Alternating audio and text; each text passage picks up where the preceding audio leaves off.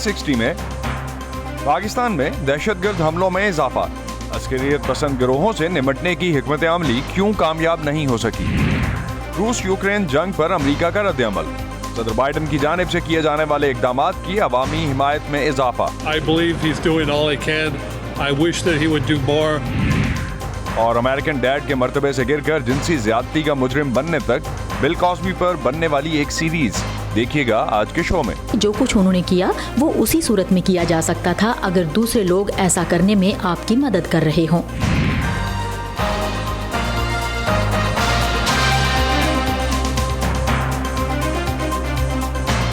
Voice of America के Washington studios में आप सबको खुशामदीद। आप देख रहे हैं प्रोग्राम U360 और मैं हूं असदुल्लाह खालिद। गुज़िश्ता साल काबुल पर तालिबान के कब्जे के बाद से पाकिस्तान में अफगानिस्तान के साथ सरहदी इलाकों में अस्करियत पसंदों के हमलों में इजाफा हुआ है। बहुत से हमलों की जिम्मेदारी पाकिस्तान तहरीक तालिबान ने कबूल की है। तज्ज़ियाकारों का कहना है कि तालिबान के अफगानिस्तान का कंट्रोल संभालने के बाद पाकिस्तानी तालिबान के हौसले बुलंद हुए हैं। जुमे के दिन पेशावर में शिया मस्जिद पर होने वाला हमला पिछले कई सालों में होने वाले मुहलिक तरीन हमलों में से एक है। इससे पहले पेशावर के ही आर्मी पब्लिक स्कूल पर 2014 में तालिबान की तरफ से किए जाने वाले हमले में 140 से ज़ायद अफराद हलाक हुए थे। 2018 में पेशावर ही के यकतूत इलाके में 22 हलाकतें हुई थीं। पाकिस्तान इंस्टीट्यूट फॉर पीस के आदाद शुमार के मुताबिक सन 2020 के मुकाबले में साल 2021 में पाकिस्तान में होने वाले हमलों में 42% इजाफा हुआ है। इस वक्त हमारे साथ मौजूद हैं सिक्योरिटी उमूर के माहिर सैयद अख्तर अली शाह, जो पुलिस और दूसरे सरकारी महकमों में सीनियर पोजीशंस पर काम कर चुके हैं। अख्तर साहब, पाकिस्तान की तरफ से 2014 के APS हमले के बाद जो ऑपरेशंस किए गए, इसके बाद पाकिस्तान का दावा था कि टेररिज्म का खात्मा हो गया है, दहशतगर्दों की कमर तोड़ दी गई है, लेकिन हालिया हमलों से तो ऐसा नहीं लगता। ये आवाज डिस्कनेक्ट हुई हो गया, अब ठीक है? जी आप प्लीज कंटिन्यू कीजिए। अब ठीक है? There is some problem. आप सुन पाए मुझे शाह सर? कनेक्शन। जी आप मुझे सुन पा रहे हैं अभी? अख्तर साहब, जिस तरह हम बात कर रहे थे कुछ देर पहले, कोशिश कर रहे थे, शायद आप तक आवाज़ मेरी नहीं पहुंच पा रही थी। पाकिस्तान ने APS हमले के बाद जो ऑपरेशंस किए, उसके बाद पाकिस्तान का दावा था कि टेररिज्म ख़त्म हो गया है, दहशतगर्दों की कमर तोड़ दी गई है, लेकिन हालिया हमलों से तो ऐसा नहीं लगता। ये इस हद तक तो ये बात दुरुस्त है कि आर्मी पब्लिक स्कूल के बाद जो ज़रबे अज़ब हुआ था तो उसमें उनका नेटवर्क इस हद तक तोड़ दिया गया कि पहले वहाँ पर एक इंसर्जेंसी की सूरत हाल थी और उन्होंने मतवाज़ी हुकूमतें बनाई थी। वो इलाके फिजिकली तो क्लियर कर दिए गए, लेकिन उनकी न्यूक्लियस जो लीडरशिप है वो एक जगह से दूसरी जगह शिफ्ट हो गई, और ख़ासकर अफगानिस्तान के वो इलाके जो कि अनगवर्न स्पेसेस हम कहेंगे, वहाँ पर उनके बेसिस बने, और उसके बाद उनको सोशल और फिजिकल स्पेस मुहैया रही। वो उस दौरान रिक्रूटमेंट भी करते रहे, अपनी तंजीमें नौ भी करते रहे, और हाल ही में जो तालिबान के डिफरेंट फैक्शंस थे पाकिस्तान के, उन्होंने दोबारा आपस में इत्तेहाद किया। मौलवी नूर वजीर को, मसूद को उन्होंने अपना अमीर मुकर्रर किया। फिर इसी तरह से इस्लामी खुरासान जो है स्टेट, वो भी वहाँ पर मुनज़्ज़म है, और ख़ासकर जो आजकल जो फ़िरक़ा वाराना बुनियाद पे है, जिनमें कि फ़िरक़ा जाफ़िया के लोगों को टारगेट किया जा रहा है, जिसकी एक मिसाल ये कुछ रसालदार है। तो वो तंजीम अभी काफ़ी वहाँ पर मुअस्सर है, और हमारी ये तवक्कुआत थी कि अफ़गानिस्तान में ख़ुसूसन हुकूमत पाकिस्तान की जब वहाँ पर तालिबान की हुकूमत आएगी तो वो इस किस्म के अनासर के ख़िलाफ़, क्योंकि पाकिस्तान का मौक़िफ़ ये रहा था कि तहरीक तालिबान पाकिस्तान बैरूनी अनासर की वो प्रॉक्सीज़ है, और वहाँ पर अशरफ गनी की हुकूमत जब ख़त्म हुई तो ये तो बात थी कि वहाँ सिक्योरिटी लिहाज से पाकिस्तान की नेशनल सिक्योरिटी को तक़वियत मिलेगी, لیکن ایسا نہیں ہوا.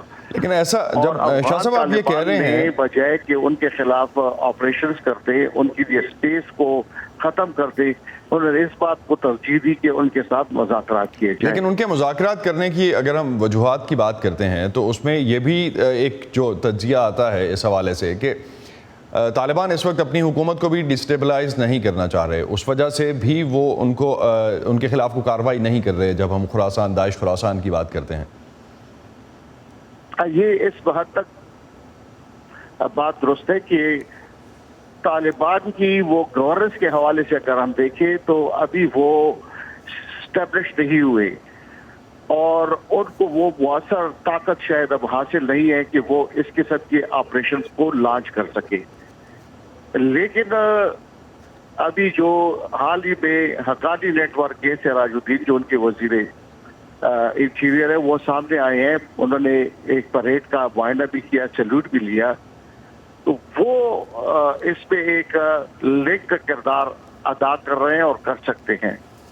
لیکن افسوس ہے اب یہی کہیں گے کہ ابھی تک کوئی مؤثر کارروائی نہیں ہوئی اور ان تنظیموں کو یہ ان کی شکلیں بدلتی رہتی ہے.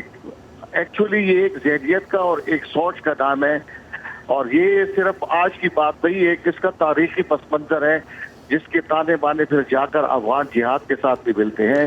شاہ صاحب ایک چیز میں چاہوں گا اس کو اگر ہم ایڈریس کرتے چلیں, جس طرح سے اور پھر اس کے بعد 9/11 ہوا, پھر یہاں پر تحریک طالبان کی یہاں وہ ایک چھتری تھی. اختر صاحب ایک چیز اگر اور بھی آپ انکلوڈ کرتے جائیں, جس طرح ہم بات کر رہے تھے کہ پاکستان جو ہے وہ افغان طالبان کی حمایت اگر کرتا ہے اور جس طرح سے گلوبل فرنٹ پہ دیکھ رہے ہیں, کہاں تک پاکستان اب اور توقع رکھ سکتا ہے ان سے کہ وہ اس میں کوئی رول پلے کرے؟ ریاستی سطح پر افغانستان اور پاکستان دونوں میں اس قسم کی ذہنیت کے خلاف, جس میں لٹریچر بھی شامل ہے, ان کی انٹرنیٹ بھی شامل ہے, ان میں ان کی انسٹیٹیوشنز بھی شامل ہیں, جن میں کہ یہ صرف مدرسوں تک بھی محدود نہیں ہیں بلکہ دوسری جگہ پہ بھی ہیں. تو جب تک اس کے خلاف, جس کو ہم وائلنٹ ایکسٹریمزم, پہلے اس سے ایکسٹریمزم کی بات ہے, اس کے بعد پھر وائلنٹ ایکسٹریمزم ہوتا ہے, تو اس کو کنٹرول کرنے کے لیے ڈیفینیٹلی جو آپ کہہ رہے ہیں کہ ایک مربوط اسٹریٹجی چاہیے. بہت بہت شکریہ. سید اختر علی شاہ ہم سے بات کر رہے تھے, اس سے پہلے مختلف محکموں میں کام کر چکے ہیں سینئر پوزیشنز پہ اور فارمر انٹیریئر سیکرٹری ہیں KPK کے. ان کا کہنا یہ ہے کہ ابھی طالبان کی گورننس جو ہے وہ اتنی اسٹرانگ نہیں ہے کہ جو اس کے خلاف آپریشن کر سکے. جب ہم داعش خراسان کا ذکر کرتے ہیں تو تازہ ترین خبریں, اہم واقعات, آڈیو ویڈیو رپورٹس اور تجزیے دیکھیں, سنیں اور پڑھیں VOA اردو کی اسمارٹ فون ایپ پر. خبریں اب ہر وقت آپ کی مٹھی میں. اس وقت جو سچویشن ہے یوکرین میں, روسی افواج نے آج لڑائی کے دوسرے ہفتے میں شمالی اور جنوبی یوکرین کے شہروں پر بمباری کی. یوکرین کا کہنا ہے کہ روس شاید دارالحکومت کیو میں داخل ہونے کے بہت قریب ہے. روسی وزارت دفاع نے اپنے ایک بیان میں کہا ہے کہ انسانی مقاصد کے لیے روسی افواج آج سے کیو, خرکیو, سومی اور مریاپول سے نکلنے کے لیے ایک راہداری کھولے گی اور جو لوگ کیو چھوڑنا چاہیں گے انہیں ہوائی جہاز سے روس لے جایا جائے گا. بیان میں کہا گیا ہے کہ یہ اقدام فرانسیسی صدر کی روسی صدر سے براہ راست درخواست کے جواب میں اٹھایا گیا ہے, جبکہ یوکرینی حکام کا کہنا ہے کہ روسی فوج کے حملے کے دوران پکڑے گئے شہریوں کو انسانی ہمدردی کی بنا پر چھوڑے جانے کے اعلان پر کوئی پیش رفت نہیں ہوئی ہے. ارم عباسی اس وقت ہمیں کیپٹل ہل سے جوائن کر رہی ہیں. ان سے امریکہ میں روس یوکرین جنگ کے بعد پیدا شدہ صورتحال پر کیا اقدامات کیے جا رہے ہیں, اس پہ بات کرتے ہیں. ارم, امریکی کانگریس نے یوکرین کو فوجی اور انسانی امداد فراہم کرنے کا وعدہ کیا ہے. صدر بائیڈن نے کانگریس سے درخواست تو کی تھی کہ وہ یوکرین کے لیے $10 ارب کی فوجی اور انسانی امداد کی منظوری دیں. کب تک یہ امدادی پیکج جو ہے وہ یوکرین تک پہنچ پائے گا؟ جی بالکل اصل جیسا کہ آپ نے بتایا کہ صدر بائیڈن نے $10 ارب کی منظوری کا مطالبہ کر رکھا ہے اور گزشتہ رات یعنی اتوار کو ایوان نمائندگان کی اسپیکر نینسی پیلوسی نے اپنے ڈیموکریٹ ساتھیوں کو ایک خط بھی لکھا ہے جس میں انہوں نے یہ کہا ہے کہ وہ چاہتے ہیں کہ ایک ہنگامی اجلاس کے ذریعے اس پیکج کی منظوری دی جائے $10 ارب کی, تاکہ یوکرین کی فوجی اور مالی مدد کی جائے. اور ساتھ ہی ساتھ جیسے کہ آپ جانتے ہیں کہ ریپبلک रिपब्लिकन्स हों या डेमोक्रेट्स, दोनों यूक्रेन की हिमायत पर मुत्तफिक हैं, लेकिन जो मुतालबा रशिया पर नो फ्लाई जोन नाफिज करने का किया जा रहा है वो उस मुतालबे पे दोनों जमातों का ये मौक़िफ़ सामने आ रहा है कि ये एक सही सिमत में नहीं होगा कदम उठाया जाना। अगर बात करें रिपब्लिकन के मार्को रूबियो की, तो उनका ये कहना है कि अगर ऐसा किया गया, नो फ्लाई जोन का नफाज किया गया, तो वो तीसरी जंग अजीम की राह हमवार करने के मुकाबले मुतरादिफ होगा। साथ ही साथ नेटो कंट्रीज़ जो कि इत्तेहादी अमेरिका के, उनका भी ये कहना है कि नो फ्लाई जोन का मतलब ये है कि रूस से बराह रास्त टकराओ, जो कि ये ममालिक नहीं चाहते हैं। लेकिन अगर डेमोक्रेटिक सेनेटर जो मेंशन की बात करें तो उन्होंने कदरे लचकदार मौक़िफ़ अपनाया और उनका ये कहना था कि तमाम ऑप्शंस को मेज़ पर रखना चाहिए। अमरीकी वज़ीर ख़ारजा ब्लिंकन वो ये कह चुके हैं कि जंगी तैयारों की फरहमी के लिए किस तरह से इसको मुमकिन बनाया जाए और ये क्या मुमकिन है, इसके बारे में दोनों ममालिक के सदूर यूक्रेन और अमेरिका के वो राब्ते में हैं। साथ ही साथ एक टीवी चैनल के इंटरव्यू में उन्होंने ये भी कहा कि अगर पोलैंड ये जो फाइटर तैयारे हैं, जंगी तैयारे हैं, वो यूक्रेन को फराहम करता है तो उसकी कमी जो है वो अमेरिका पूरी कर सकता है, उसके इत्तेहादी पूरी कर सकते हैं। और जैसा कि आपने बताया कि तेल की दरामदात पे भी सोचा जा रहा है कि रूस से तेल की दरामदात पर भी पाबंदी आयद की जाए। साथ ही साथ यूरोपियन कमीशन के सरबराह ने कहा है कि रूस पर ऐसी मालूमात आ रही हैं, ऐसी मुसद्दक़ा इतलात हैं कि रूस जो है वो शहरियों को नुकसान पहुँचा रहा है, उन पर हमला कर रहा है। तो इस हवाले से जंगी जराइम का क्या रूस जो है वो मुर्तकिब ठहर रहा है, इस पे भी इन्वेस्टिगेशन की जाए। और यूक्रेन के सदर ने भी ये कहा है कि रूस जो है वो डेलिब्रेट मर्डर यानी कि जानबूझकर शहरियों को हलाक कर रहा है। और इस हवाले से उन्होंने भी मुतालबा किया है कि इन्वेस्टिगेशन की जाए कि क्या रूस वॉर क्राइम्स कर रहा है। इरम, इसके अलावा अगर हम दूसरी साइड पे बात करते हैं मुज़ाकरात के हवाले से, तो आज तीसरा राउंड है मुज़ाकरात का रूस और यूक्रेन के दरमियान। इस हवाले से कोई इतलात हैं आपके पास? जी, ऐसे international committee of red cross ने एक बयान जारी किया जिसमें उन्होंने कहा कि वो तंजीम कोशिश कर रही है कि शहर मेरियोपोल से, जहाँ पर तंजीम के मुताबिक शहरियों पर उन पर अजाब ढाला जा रहा है, 2 लाख शहरियों को निकालने की कल भी कोशिश की गई। ये दूसरी कोशिश थी जो कि नाकाम रही। तंजीम का ये कहना है कि ये इस वजह से हो रहा है कि दोनों अफ्रीकन, रूस और यूक्रेन के जो डेलीगेशंस हैं वो किसी जामे मनसूबाबंदी पर इत्तेफाक नहीं कर पा रहे, जिसकी वजह से इंसानी बुनियादों पर हमदर्दी में मुश्किलात पैदा हो रही हैं। तवक्को है कि आज रूस और यूक्रेन के दरमियान मुज़ाकरात का तीसरा दौर शुरू होगा और ये कोशिश की जाएगी कि इंसानी बुनियादों पर किस तरह से शहरियों की मदद की जाए, इस पर बात हो। लेकिन इससे पहले 2 दौर जो है वो नाकाम हो चुके हैं। राइट, बहुत शुक्रिया इरम अब्बासी आपका हमें इस हवाले से अपडेट करने का। अगर हम अमेरिका की या दुनिया की जो ओवरऑल एफर्ट्स हैं इस वक्त, उस हवाले से बात करते हैं। एक हालिया अवामी जायज़े से ये पता चलता है कि अमरीकियों की एक बड़ी तादाद यूक्रेन पर रूसी हमले में पैदा करदा हालात से निमटने के लिए सदर जो बाइडन की तरफ से किए जाने वाले इक़दामात की हिमायत करती है। अमरीकियों की एक बड़ी तादाद इस पर मुत्तफ़िक भी है कि रूस के ख़िलाफ़ पाबंदियों की वजह से पेट्रोल की ज़्यादा कीमत अदा करना किसी दूसरे जमहूरी मुल्क के दिफा की कोशिश के पेश नज़र काबिल कदर है। व्हाइट हाउस के सामने एक हालिया रैली में यूक्रेन के लिए अमरीकियों की जानिब से हिमायत का इजहार किया गया। ये वाकई इंतहाई अहम है कि यूक्रेन में जो कुछ हो रहा है, आलमी रहनुमा इसके बारे में इक़दामात करें और आवाज़ उठाएं। जमहूरियत नाजुक है, न सिर्फ यूक्रेन में बल्कि दुनिया भर में, और मेरे नज़दीक ये उसी का रद्द अमल है। अमरीकियों ने लॉस एंजलिस और न्यूयॉर्क समेत दीगर शहरों में एहतजाज किए हैं। गुज़िश्ता हफ्ते मंगल के रोज़ सदर जो बाइडन के स्टेट ऑफ द यूनियन खिताब में डेमोक्रेट और रिपब्लिकन कानून साजों ने यूक्रेनी सफ़ीर का खड़े होकर पुरजोश इस्तकबाल किया। जैसे जैसे रूसी हमले की तफसीलात सामने आ रही हैं, सदर बाइडन के रद्द अमल पर अमरीकियों की हिमायत में इजाफा हो रहा है।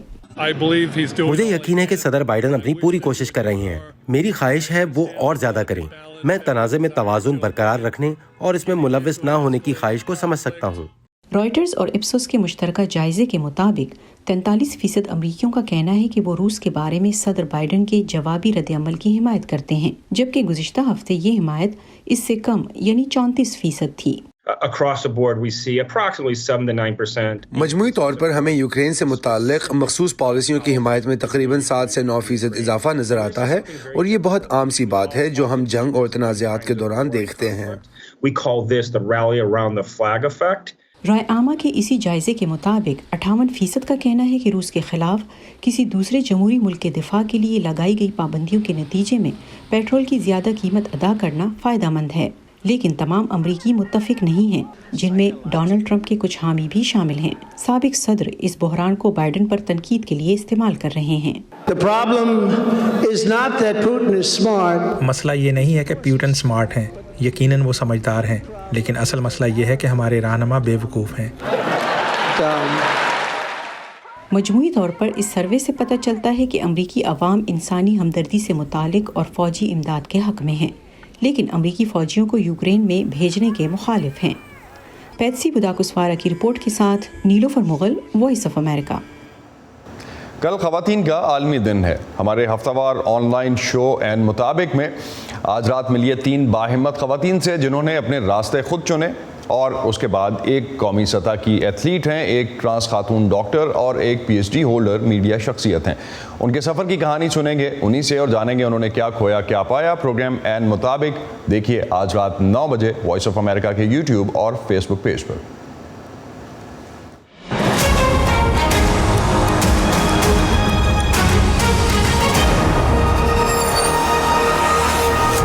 کہتے ہیں کہ آپ میں طاقت نہیں ہے، آپ مردوں کی طرح طاقتور نہیں ہے یا آپ مضبوط نہیں ہے۔ مجھے تو نہیں لگتا کہ کوئی بھی مرد جن کو گھر پہ اتنی باتیں سننے کو ملے وہ کبھی گھر سے بھی باہر نکلے۔ انہوں نے ہمیں ایک جنسی آبجیکٹ بنایا ہوا ہے، ایک سیکس آبجیکٹ بنایا ہوا ہے۔ ہمیں سیاستدانوں کے طور پہ فی الحال نہیں دیکھا جا رہا، ہمیں ہیلرز کے طور پہ، انجینئرز کے طور پہ، کریٹرز کے طور پہ، انوویٹرز کے طور پہ نہیں دیکھا جا رہا۔ ایسا لگتا ہے کوئی عورت مرد کی فائٹ ہو رہی ہے، جس میں عورت یہ بتا رہی ہے میں یہ ہوں اور مرد کہہ رہا ہے کہ نہیں تم غلط ہو ہم صحیح، تو یہ تم غلط اور میں صحیح کے بیچ میں کاز کہیں کھو جاتا ہے۔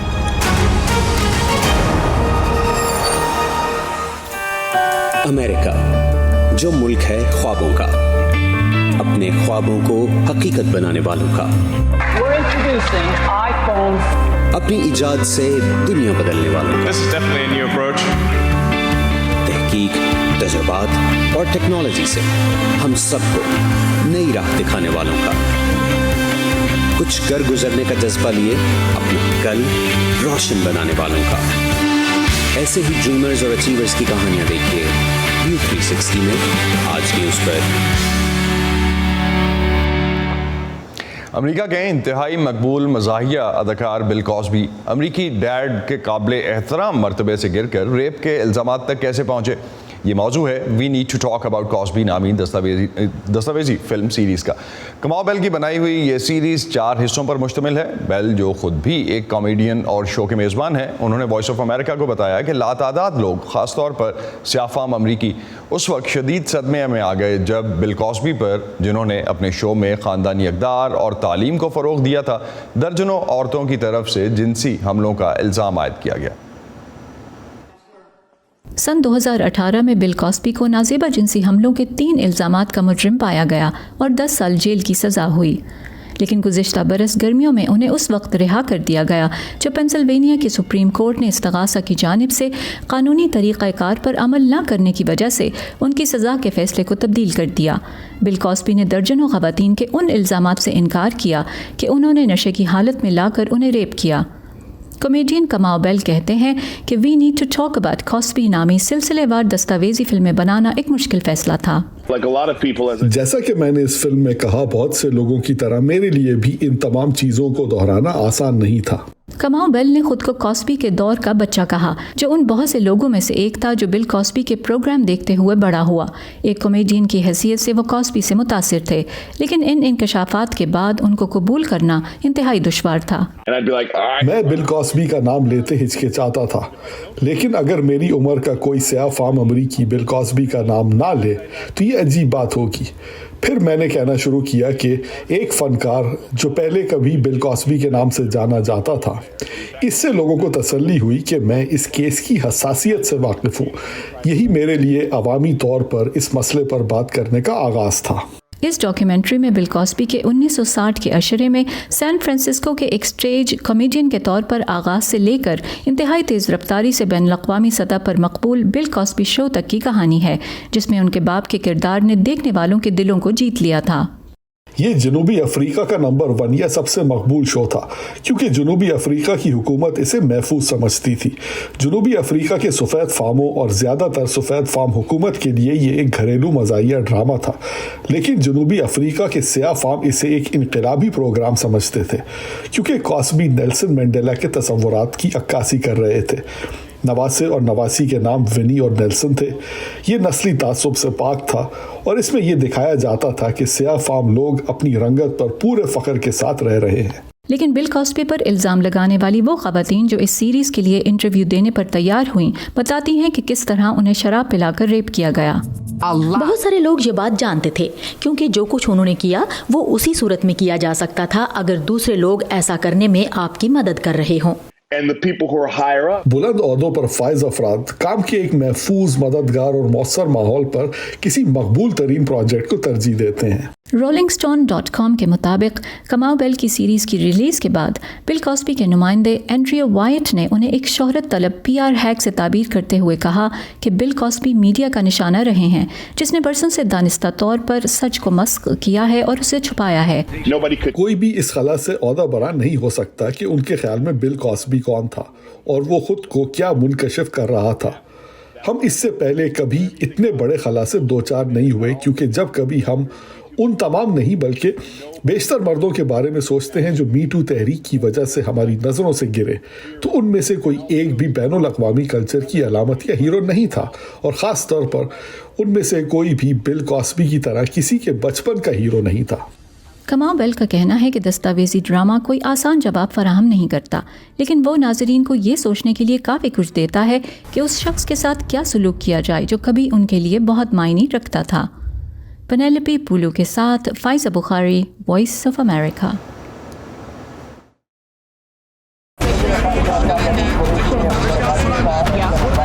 खबरों के पीछे नहीं भागते, हम कहानियां ढूंढते हैं, आम लोगों की खास कहानियां।